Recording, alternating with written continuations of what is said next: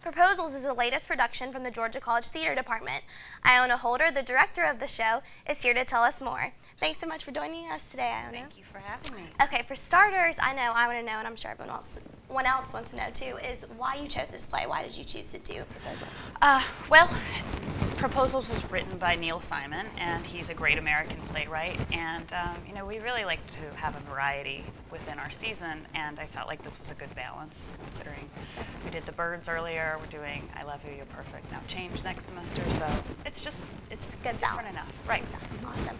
Well, can you give us a little preview of what it's about? I know it opened last night, correct? It did. And we have 10 more shows left, I think. Mm-hmm. That's 10 or 11 more. So can you give us a little bit of plot summary? Sure. It is the beautiful, poignant story of a family in the Poconos, and it actually talks about how relationships change, how they grow and develop, and how that doesn't always work out the way you think it's going to. Right.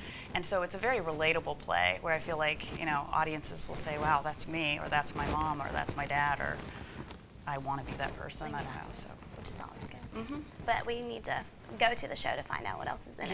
Yeah. Oh, there's a lot of magical realism and some special surprises, but because it's in the black box, it's set very intimately. There are only 139 seats inside the room. So you got to get your tickets now then, right? Absolutely. Okay, and I also understand that there was a dialect coach for it.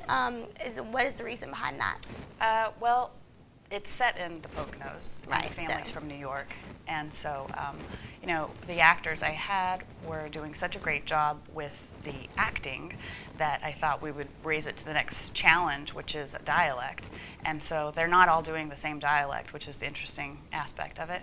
And our dialect coach was in DC, so we did a lot of phone calls, and I didn't think that would work, and she was fantastic. Her name is Susan Linsky, and she made remarkable progress with them. So great. Was it hard for some of the actors to learn the different? Yeah, absolutely. I think it was a huge challenge for some of them. Some of them swore up and down there. Right. They could not do a dialect, and yet they are. So, you know. Did they know they were having to do that before they auditioned? Not at all. No, not even halfway through the process. Exactly. I mean, this was really just a couple of weeks ago. I like to spring surprises on my actors. Right. That was one of them. How much time did you spend preparing for how much time do you spend before each play that you do? 4 to 6 weeks is the average, and we're about almost 6, but we had Halloween and a couple of other instances where our progress was sort of paused. So, so did you? I forgot what I was about to ask you.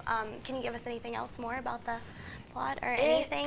Yeah, it's one of those shows that you don't want to miss because again, it's not like other shows and that the audience is around 3 sides of the stage, and you could literally sit on the stage inches away from actors, and you don't always have that opportunity. So it's one of those things that I really feel like, you know, some people are like, oh, there's no way I want to sit down there, and you can of course sit 5 rows back, but our student designers that designed the set, and there's a 2-story house inside of the black box right now. So a ton of work going into it. Absolutely, but they've done a fantastic job, all of the student designers, and I mean, it's something that I think all students will be proud to see because they'll know that, wow, I can't believe we did that.